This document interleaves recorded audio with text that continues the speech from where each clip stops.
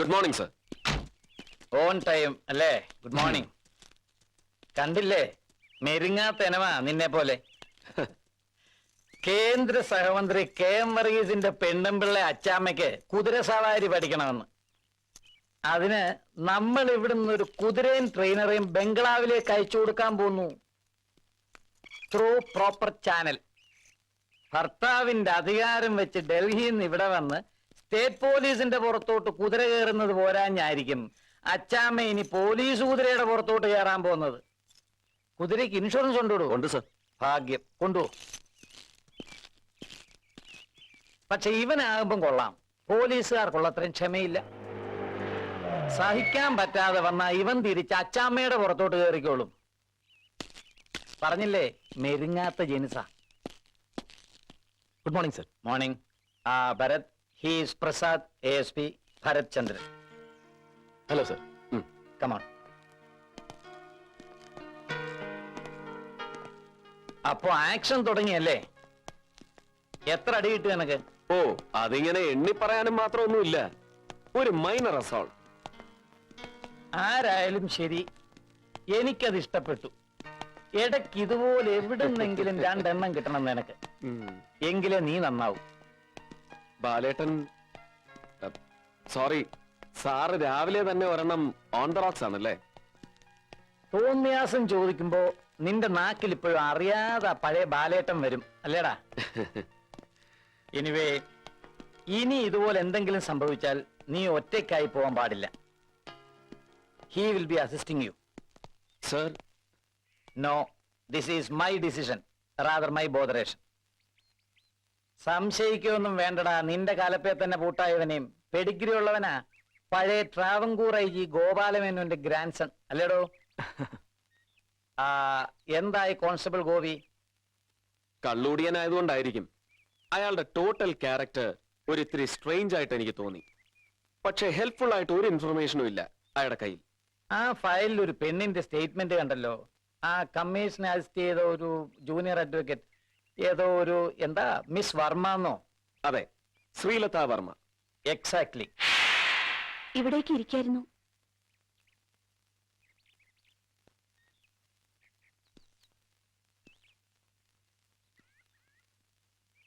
പാലുണ്ടായിരുന്നത്? It's all right. ആരാ ഇവരൊക്കെ?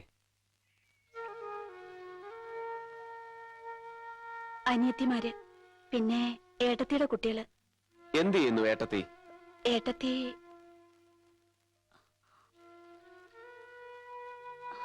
മുതിർന്നവർ സംസാരിക്കുന്നിടത്ത് ഇങ്ങനെ വന്ന് നിൽക്കാൻ പാടില്ലെന്ന് പറഞ്ഞിട്ടില്ലേ?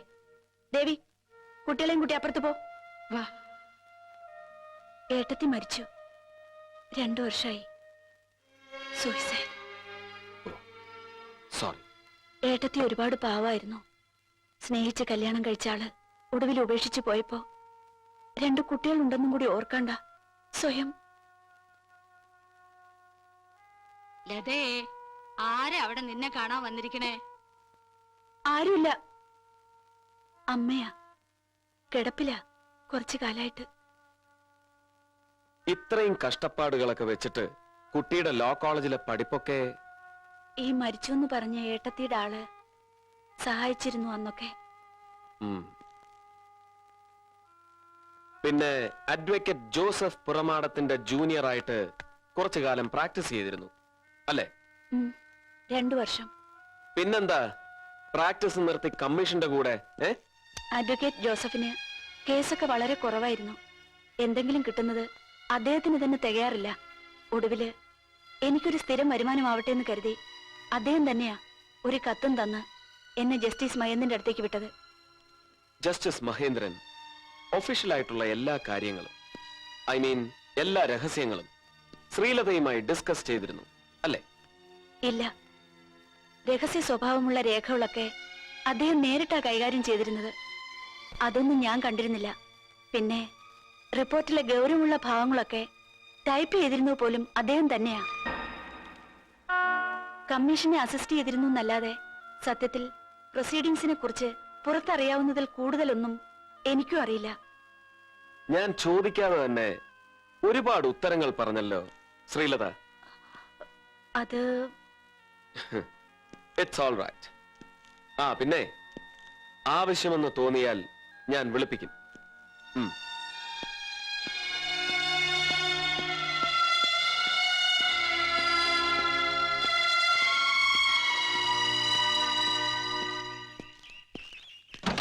അല്ല സാറേ, ഇത്തവണ കൊച്ചു തമ്പുരാട്ടി അഴിയെണ്ണുവോ? അല്ല, അകത്തു പോവോന്ന്.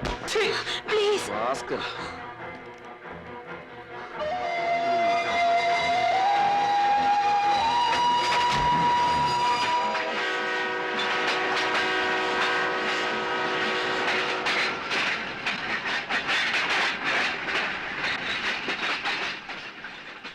So you have pursued all possible avenues, but to no avail. Sir, സംശയിക്കാനാണെങ്കിൽ കമ്മീഷന്റെ വിസ്താരത്തിന് വിധേയരായവരെ മുഴുവൻ സംശയിക്കാം. എല്ലാവരോടും വളരെ കർശനമായ സമീപനമായിരുന്നു ജസ്റ്റിസിന്റേത്. ആർക്കും വൈരാഗ്യം തോന്നുന്ന തരത്തിൽ നിശ്ചിതമായ വിമർശനം. Yes, I know. ഇനി ചോദ്യം ചെയ്യാൻ ബാക്കിയുള്ളത് തലയ്ക്ക് മുകളിലുള്ളവരാണ് sir. AIG Menon, IG vigilance Rajan Felix. നിനക്ക് വേണ്ടി കാണാൻ അനുവാദം ചോദിച്ച് ഞാൻ വിളിക്കണോ രാജിനെ? He's my best friend. വേണ്ട സർ, അറിയാം. ഇന്ന് വൈകിട്ട് മെട്രോപൊളിറ്റൻ ക്ലബിൽ ചെന്ന് കാണാൻ അനുവാദം തന്നു കഴിഞ്ഞു രണ്ടാളും. ഗുഡ്.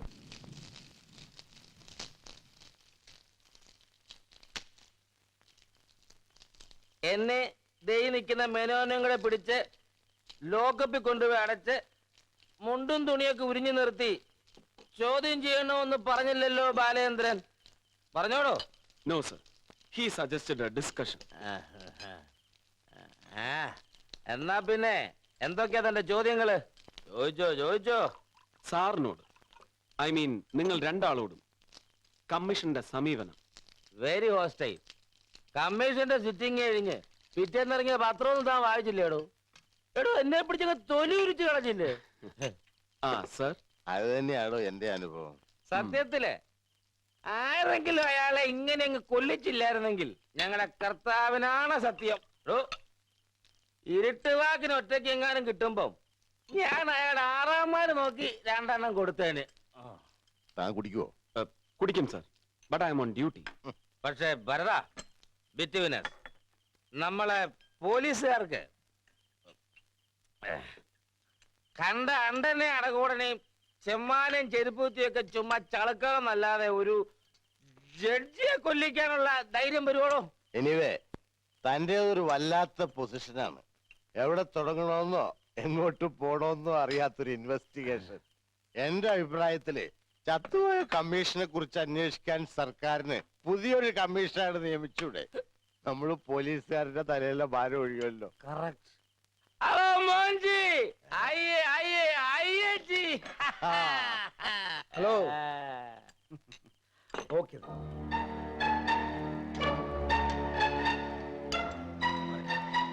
ഓക്കെ, ശരി.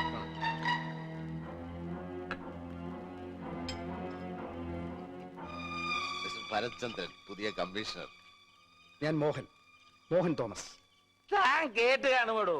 മോഹൻ തോമസ് എന്ന് പറഞ്ഞാൽ ഇന്ത്യ മുഴുവനും, പിന്നെ ഇന്ത്യക്ക് പുറത്തും അങ്ങനെ പടർന്ന് പന്തലിച്ച് കിടക്കുന്ന ഒരു വലിയ ബിസിനസ്മാൻ.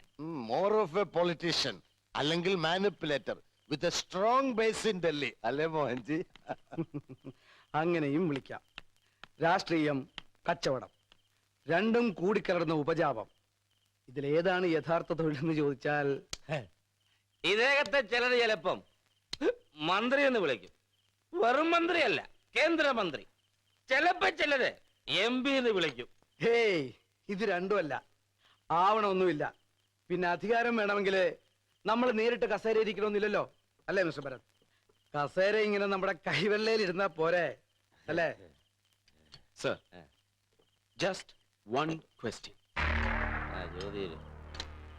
കമ്മീഷനെ ആരെങ്കിലും കൊല്ലിച്ചില്ലായിരുന്നെങ്കിൽ രണ്ടെണ്ണം കൊടുക്കാമായിരുന്നു എന്ന് സാർ പറഞ്ഞില്ലേ? പറഞ്ഞു. നമ്മളെപ്പോലുള്ള പോലീസുകാർക്ക് ഒരു ജഡ്ജിനെ കൊല്ലിക്കാനുള്ള ധൈര്യം വരുമോടോ എന്നും ചോദിച്ചു. ചോദിച്ചു. അപ്പോ കമ്മീഷനെ വകവരുത്താൻ വേണ്ടി അദ്ദേഹത്തെ ആരെങ്കിലും കൊല്ലിച്ചതാണ് എന്ന് സാറിന് ഉറപ്പുണ്ട്? അല്ല, അത് ഞാൻ പറഞ്ഞ ഐ മീൻ സാറിനെ പോലെ തന്നെ കമ്മീഷനോട് വൈരാഗ്യമുള്ള, സാറിനേക്കാൾ അധികാരവും സ്വാധീനവുമുള്ള മറ്റാരും ആവാം. അല്ലേ sir? God nose. Thank you sir. That's all. അവന്റെ ഒട്ടുക്കത്തെ ചില ചോദ്യങ്ങള് സർ, ഇവിടെ പറഞ്ഞാടോ. സർ. പിന്നെ മോൻജി ഡൽഹി പോകുമ്പോ മന്ത്രി